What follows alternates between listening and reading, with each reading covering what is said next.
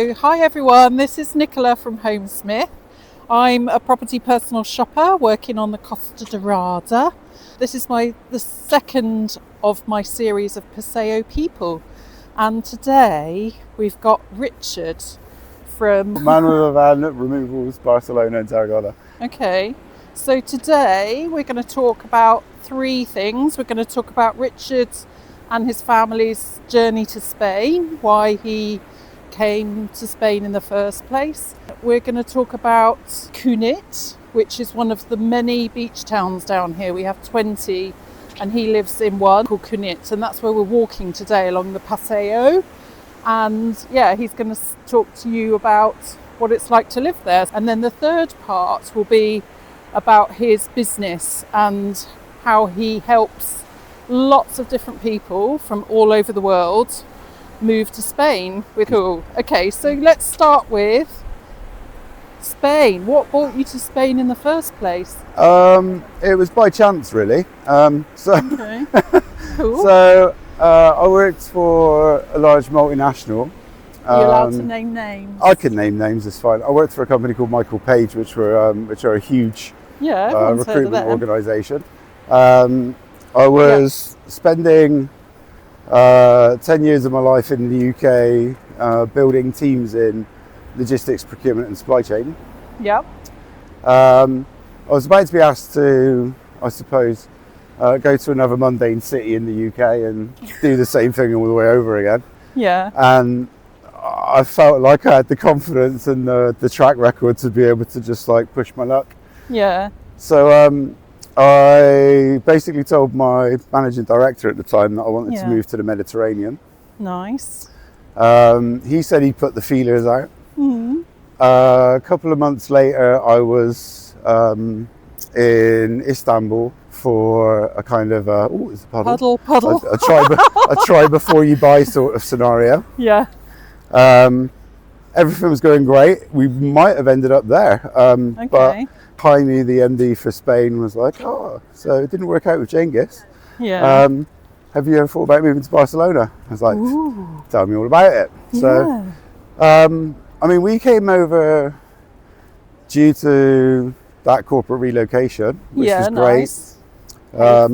And this was before Brexit? This was before Brexit, yeah. So the halcyon days. Yeah, we were basically lucky enough to, be moved over here, all expenses paid. We got rent paid for us for a period when we moved over. Okay. So we had a time to try before you buy, as it were, a lot of different places. Where was your first? So first of all, they wanted to put me in Passage de Gracia. Oh, in Barcelona City. In Barcelona City. Nice. It was a little similar to where I'd been before. In Southampton Row in London. Yeah. So as I didn't want anything too metropolitan because I've got 2 kids. Yeah. We were looking more for houses. Right. We decided. Not apartments. Yeah, we decided on like the recommendation of people at work that somewhere like Castelldefels would be great. Okay. Yeah. So we were put up in a front row house in Castelldefels. What, like beachfront row? Yeah, it was amazing. Wow. But when you live there, you realise that you've got to really, really like a beach to live in Castelldefels. Right. So why is that? A lot of the houses are on the beachfront. Yeah. Whilst when you've got 2 kids, a lot of the, I suppose, infrastructure is based in the city of Castelldefels. Oh, okay. So like schools and that? Yeah, like schools, doctors, administrative appointments. Yes. All of that sort of stuff has to be done in the town centre. Okay, which is how far from the beach? It's 45-minute walk. Right. Maybe an hour, depending on how quickly So you didn't have a car back then? I did, but it was just the company car that we had hold of. So my wife was climbing the walls.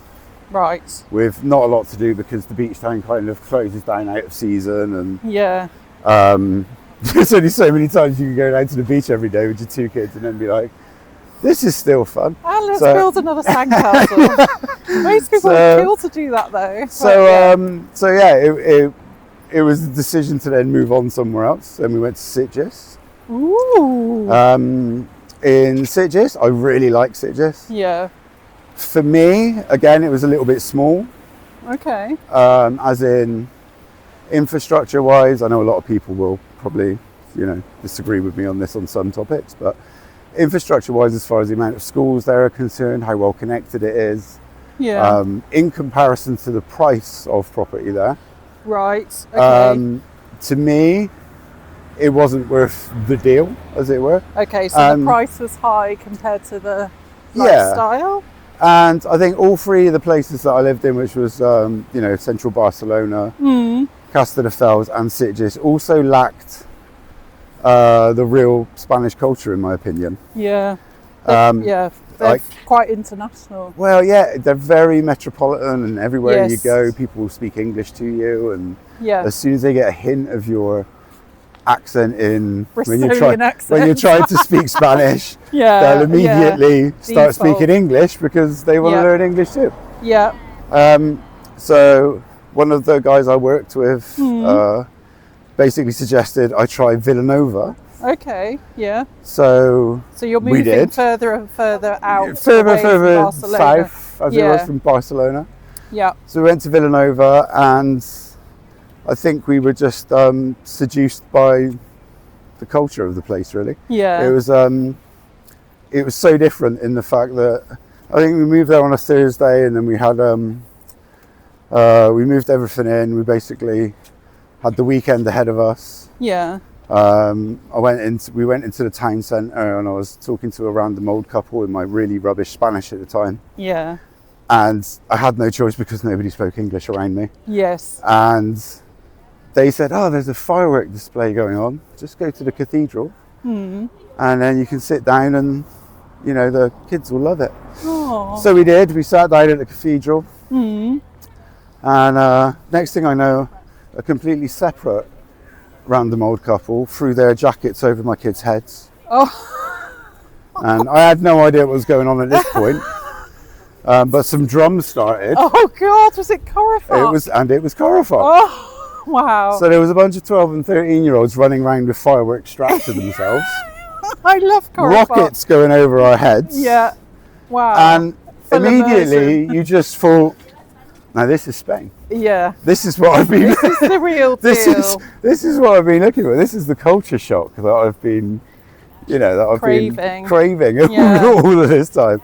Yeah. And in Vilanova, I think it just keeps going. Every weekend there's Castelldefels, there's Guerra de Caramelos, there's pretty much every weekend there's something going on in Vilanova that is weird and wonderful to the British eye, but at the same time it's amazing because you get a taste of it every single week. Yes. And I don't think you get as much of that in your Barcelona, certainly not your Castelldefels. Nothing goes on much there on the beachfront. Yeah. Or indeed your Sitges. It's a lot more toned down. Yeah. So we loved it, and local down here. Yeah, we loved it, and I think that's what seduced us for the area. And yes. The only problem is Villanova's housing is few and far between again. Yeah. By the you're beach. Still within Barcelona. Yeah. Commuter distance. Yeah. So we kind of went down the coast a little bit, and here we found ourselves in Cunit. Yes. And I think it's no worries, but at the same time, the thing I like about Cunit is everything's here. Yes. So you've got a beach, you've got houses, you've got supermarkets, you've got health system, you've got its own fire brigade, you've got banks. Everything is here. Yeah. Yeah, you don't have to live right in the middle of it all. Yes. You can have a house 10 minutes walk, quite similar to where you live in Massville. You walk for 10 minutes, you're at the beach, but you can also do your shopping on foot if you wanted to. Or but you can also go and hike in the Garraf Mountains for 3 or 4 hours and never see a house if that's what you want. Yes. So it's kind of got everything, I suppose, which is why we liked it here.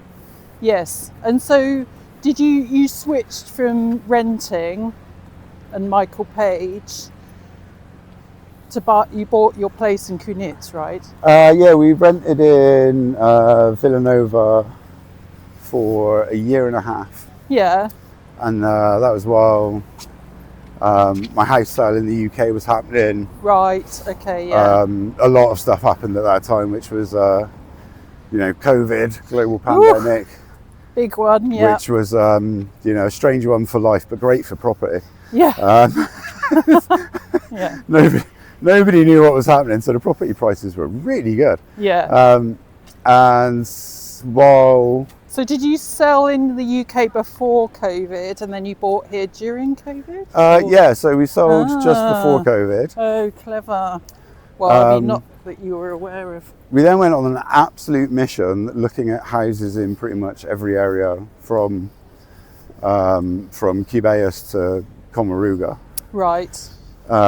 Viewing probably 120, 130 different houses or something stupid. Way. And that's insane. Well, it was weird because everyone before that situation were always like, oh, it's really hard to get hold of estate agents and nobody wants to answer the phone.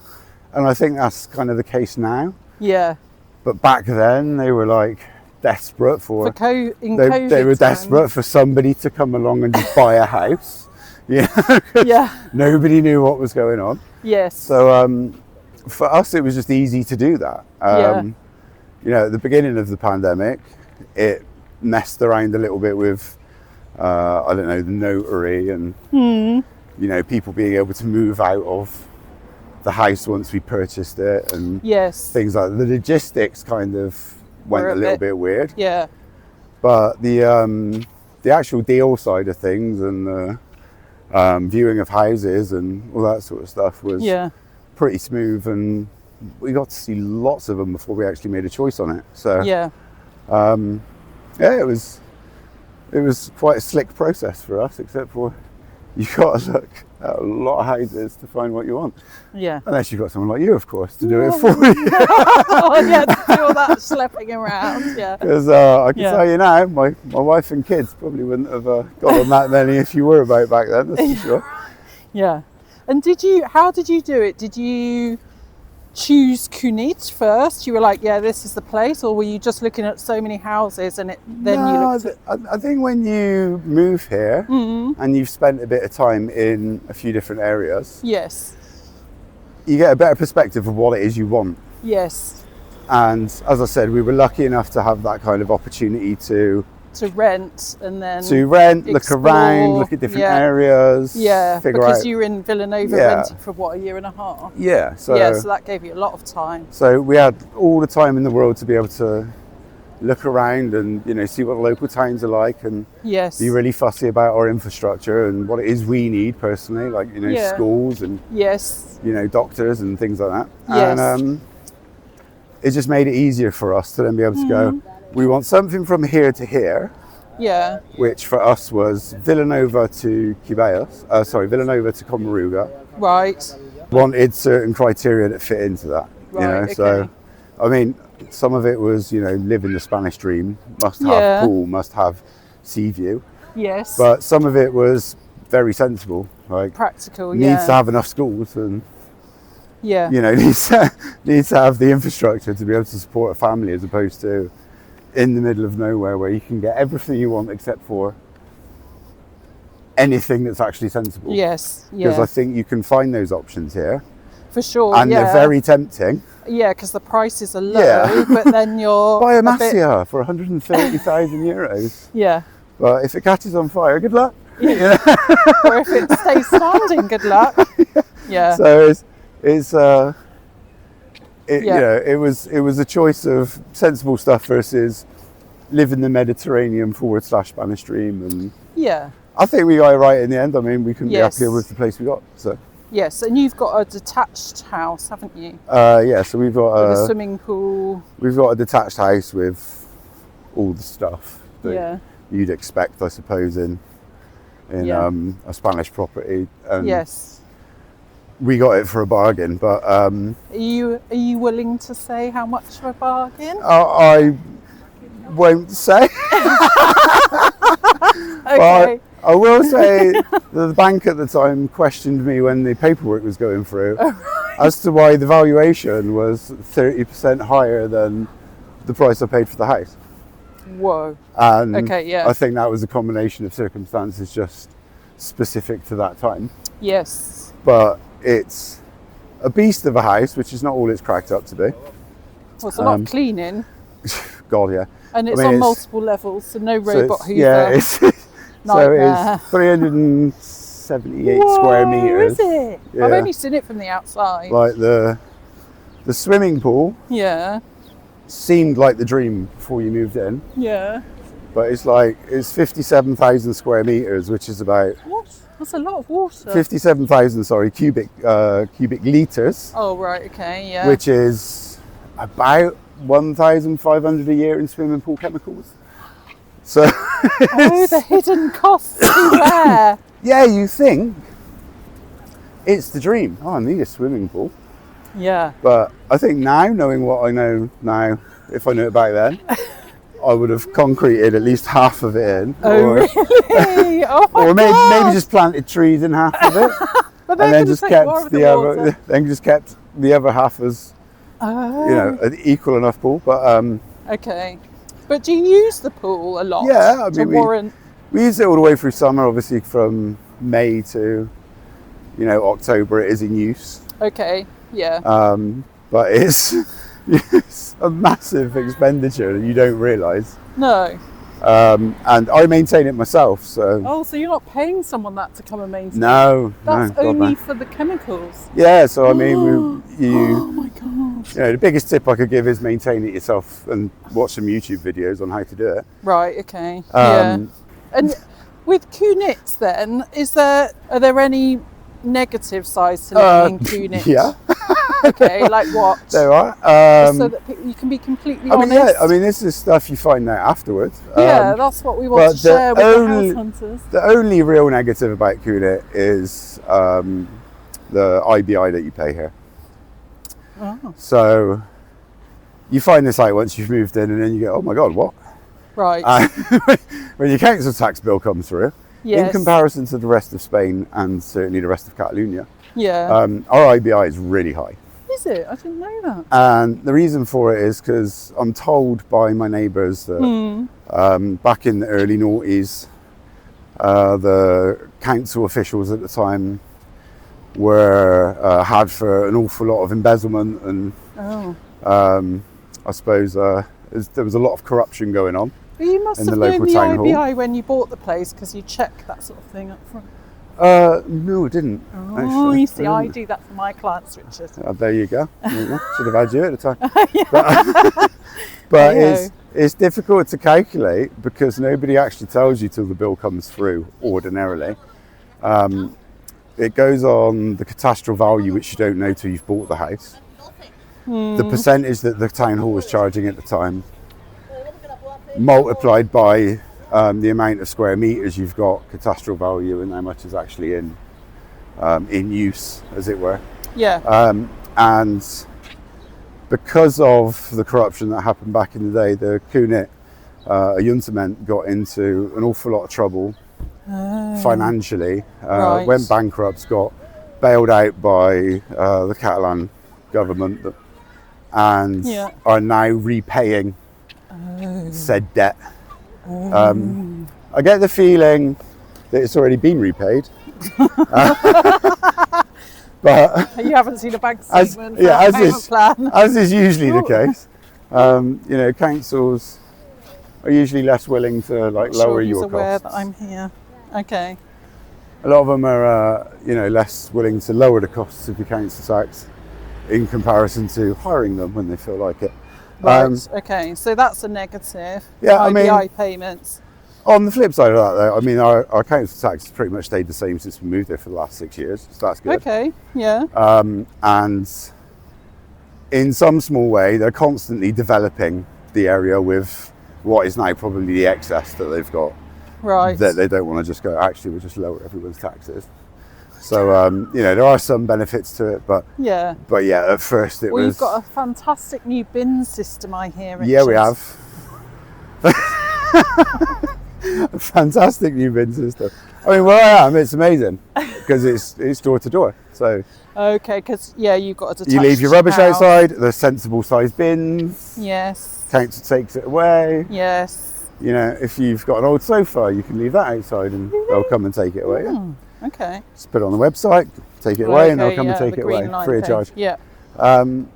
However, a lot of people in Cunit, which is maybe another negative point, still haven't quite gotten on board with this even 2.5 years later. Right, so, the new system. Yeah, I mean, it is not new. Okay, the 2-year-old system is taking a while to So you've got roll out. So you've got the areas that are door to door. Yeah. And for the most part, those people are quite well behaved. Everyone does what they should be doing. Right. But then at the base, closer to the beach, you've got key card bin systems. Yes, so that's what Gemma's got because she's in an apartment. So you near the beach. You leave your house with your bag of rubbish. Yeah. You go to the bin, and then the bin won't open with your key card because it's a certain day that you have to put rubbish in the bin, depending on what type it is. Yeah. Oh my God. So obviously, the majority of people that go through this scenario don't carry the rubbish all the way back to their apartment again. No, I'd be They'll dumping just it leave on it there. Right. Okay. As would, I think, the majority of us. Yeah. So I haven't quite figured out the logic behind the key card system, but I'm sure there is some. Well, it sounds quite complicated. I feel like if you're going to implement a new system, it needs to be easier than the old one. Yeah, I mean, they haven't really put much thought into the what if nobody's on board sort of scenario. Right. They just went, oh, it works in Holland where, you know, the most environmentally conscious people in the world live. So it's going to work here for sure. And then they did it. Lo and behold, we've got rat and cockroach problems. And wild boar. The wild boar is the one. All of the rubbish that's left by the bins. So yeah, there's not too. We don't get rats and cockroaches in my neck of the woods, but you do get. You're in the penthouse, aren't you? In the gods up the hill at the back. You do get, 450 kilo boar randomly stare you down in the middle of the street if someone leaves their food bin unlocked. Ooh. So you. Okay. Wow. What, where you are? Yeah. I'm like right next to the woods. It can be a scary time. But no. I mean, they're mostly harmless, but. Okay. So I'm there's a few not really cons too close there. to find out whether they're petable just yet, to be honest. What does your dog do when he sees a... he's an idiot. He thinks he could take one. Oh no. But apparently, like, they can run 30 miles an hour and jump 6 feet in the air. Yeah. I know, right? But. Whoa. Oh my God, I didn't know that. I thought they were sort of heavy and lumbering. My dog's stupid enough to think, like, I could take you. And it's never going to happen. No. It's never going to happen. So, yeah, my advice would be just take some photos and walk away. Get out of there. Long range. Let them eat the bins. Take photos. Have my bin. It's fine. Yeah. Council will give me a new one. They've got the money. Yeah, so. You're right. They've embezzled the money over several decades. So. But yeah. So. Okay, so that's cons. That would be cons probably only the 2 cons to Cunit, I think. Is probably those 2 that I can think of at least, anyway. Yeah.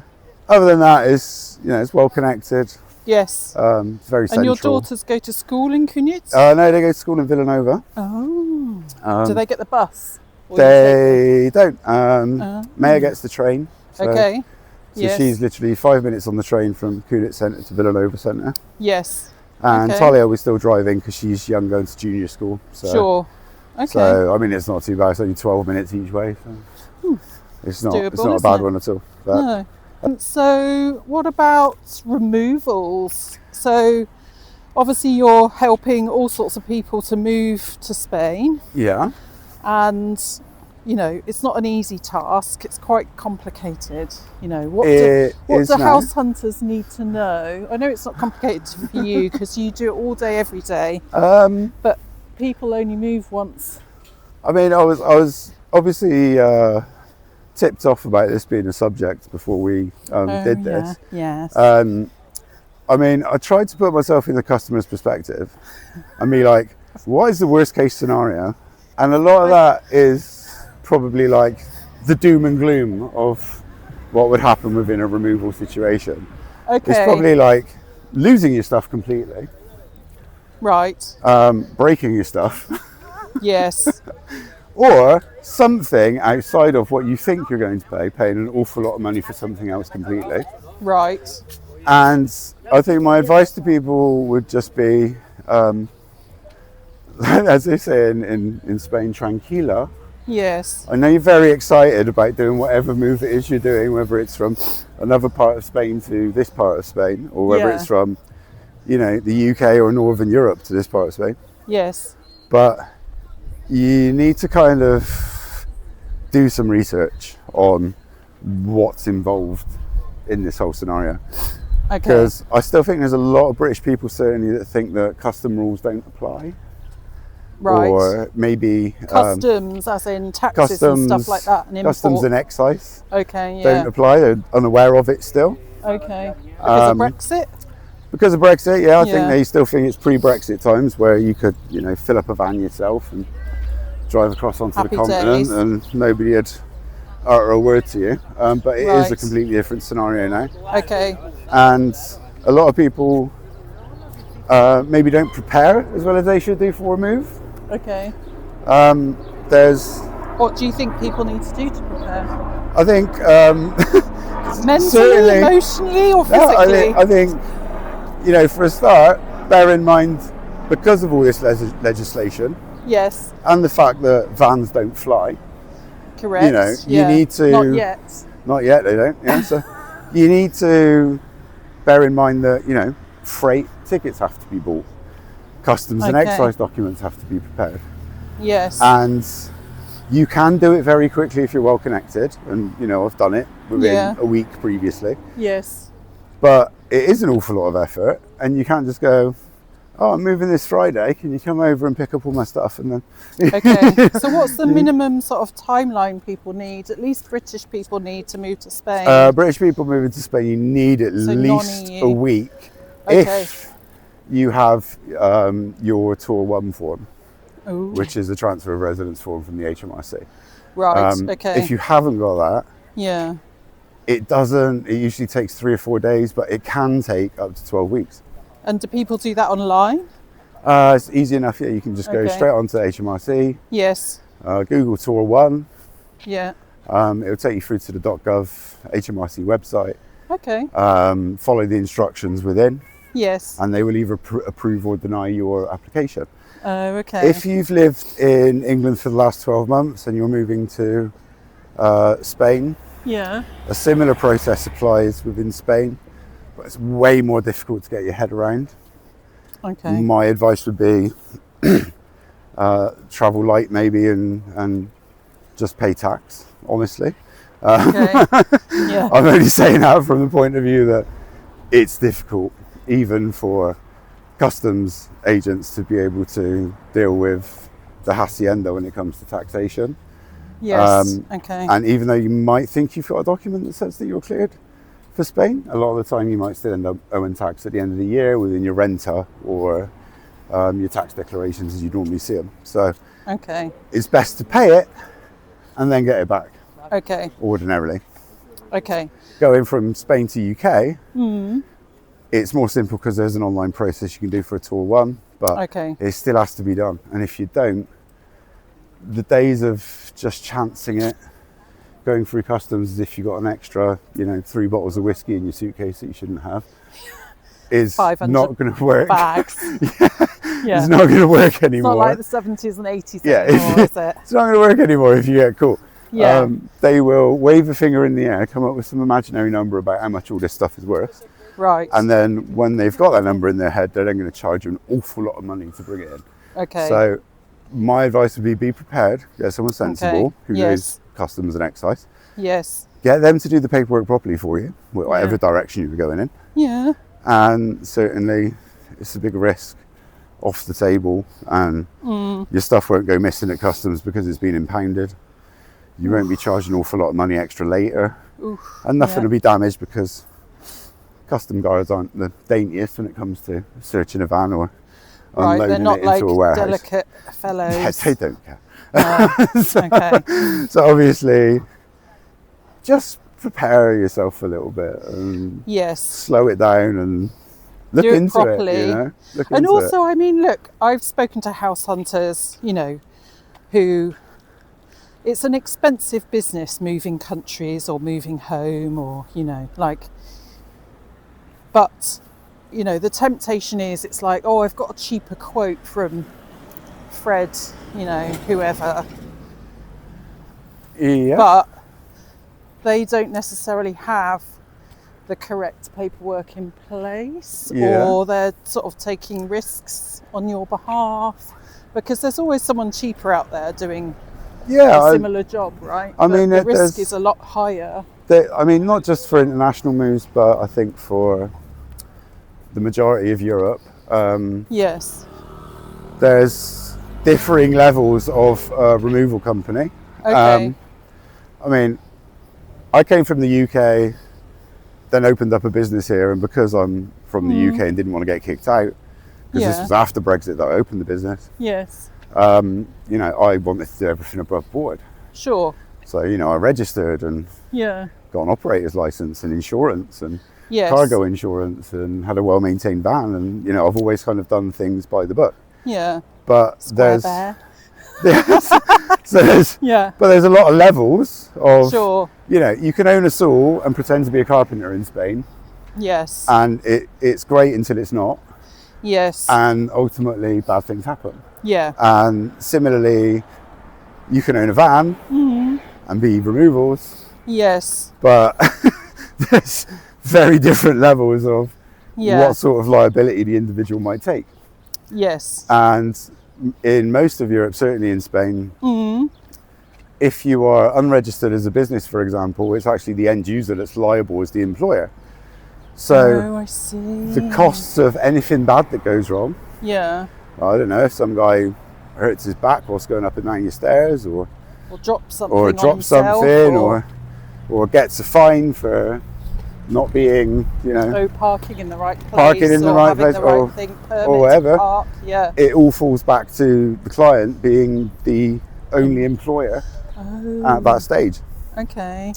And then there's ever more complicated stuff, like, I talk a lot on my Facebook page about loot and vans, for example. Yes. Interesting subject. I know, right? Loser. But when you're, none of these things are doing things wrong. No. Everything, getting things wrong is a learning process, isn't it? You just don't know. You haven't got it wrong. You just weren't ever told. Right. But the amount of people that will ask for a loot and van, and the amount of removal companies, certainly in the UK, that use loot and vans, but don't actually know that you can't drive a vehicle over 3.5 tons legally. If they get caught, then they're not insured, and the stuff doesn't make it to destination. And so what's the worst horror story you've heard from a client that's come to you in a desperate situation? There's a few. Worst ever. There's a few, but I think the most recent one would have been your friend. Really? My friends who will remain nameless. Your friend who will remain nameless that hired somebody to take their stuff from Ibiza to UK. Yeah. Weren't ever asked any of the questions that go along with any form of customs clearance. Yes. And hasn't seen their stuff ever since, as far as I know. Yes. So, or heard from said removal man. Yeah. But again, it's a really good tip that I gave to her. Yeah. Which unfortunately was too late for her. Yeah. If someone is moving your stuff long distance, if they're not asking you how much it weighs, that should be a red flag. That means that one, there's no customs clearance being done. Right. Two, they're not really cared about how much weight they've got in the back of their van, and there's an awful lot of risk that's probably going to come along from this. Yeah. So yeah, definitely a good tip is to, if they're asking you lots of questions about what it is you're taking, chances are they care about it. Yes, and they need the information to fill out because they do correct paperwork to get it across safely. Yeah, they need it to care about it. So and it's really because your belongings, your personal belongings, have a lot of emotional attachment a lot of the time. So people can get very upset, when things get broken or go missing or don't Yeah, I mean, stuck. you know, to me, a lot of the time it's messing with people's lives, certainly on international removals. Yes. You're usually, if you're sensible at least, cutting the fat on your belongings, as in taking the expensive. There's no point shipping an IKEA bed. There's 4 cubic meters. I was in Spain, so I was allowed. There's no point taking an IKEA bed that takes up 4 cubic meters at 350 euros a cubic meter, and then coming to Spain when there's an IKEA here that can sell you one for 600 or 700, exactly the same with the same mattress brand new. Yes. For example, when I moved over here, I was lucky enough to have the company pay for all my removals. Yes. I didn't care. So you rinsed it. They took a 1 cubic meter bin. Still with the rubbish in it. No! Who did your packing? Wrapped it up. Baby? No. The kids? It was all done. It's all done for us. Oh, I see. It was Crown Relocation Services. Probably edit that out. Okay. But they packed my bin, which was one of those big recycling bins. So it was a cubic meter, but it was a 70 pounds bin. Right. That we were, I wasn't charged, but my company was charged £350 to move from UK to Spain. Wow. And when we took it out of storage 2 months later, because we were moving from apartment to apartment after coming out of a 4-bedroom house. It was pretty ripe. It must have been stinking up the place. Oh my God. But yeah, I mean, the company paid £350 to move that bin to Spain. Page. They'll get over it, I'm sure. But yeah, it's you're cutting down the fat if you're sensible when you move. To just the stuff that you cannot get rid of. The things that you can't live without, really. The memories, the sentimental value stuff. The things that really mean a lot to you. Yes. Like you can't live without them, basically. Yeah, and putting those in the trust of someone is a big deal, in my opinion. God, yeah. So, make sure it's the right someone. That's all I can say. Yes, like yourself, Richard, who cares. And why did you start your business? From the try before you buy sort of scenario, with an awful lot of furniture, which involved a lot of logistics in between the different flats that I moved to. Yeah. And ultimately, every single removal company that I hired, from the ridiculously well-paid one, the relocation service, all the way down to some of the local Mudanza organisations within Spain. Yes. To me, all of them were absolutely shocking. Oh, really? Like, how can you do 7 moves in 2 years and then ultimately always have something broken?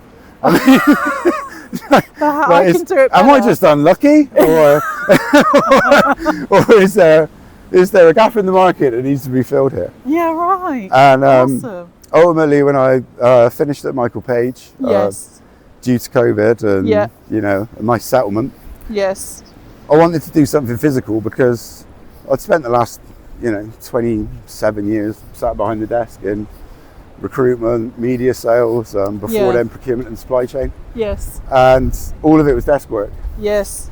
So I wanted to do something a bit more physical, got me out and about. Yeah. And I knew there was a gap in the market because a lot of removal companies there were shocking. Yeah. So it was an easy move. And awesome.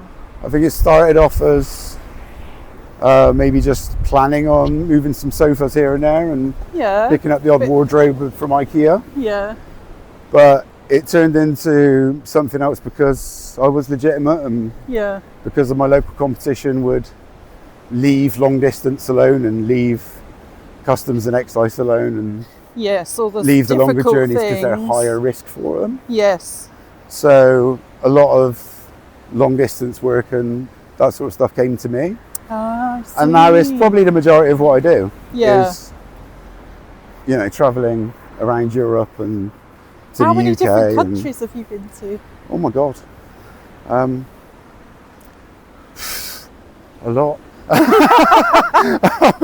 All of them. The majority of the 27. Is there anywhere you haven't been? I haven't been to Sweden or beyond as yet. Okay, so the sun is setting on the Paseo on the Costa Dorada. It's a lovely sunset. And yeah, if you'd like to move to this area, this undiscovered part of Spain in Catalonia, I can help you find the right home here, and Richard can help you. Once you find it, I can move you in there. Yeah, it's a perfect combination. Winning combination. Yeah, and we like to support each other and other local businesses. So yeah, it's a great place to live. It's definitely not perfect, but nowhere is.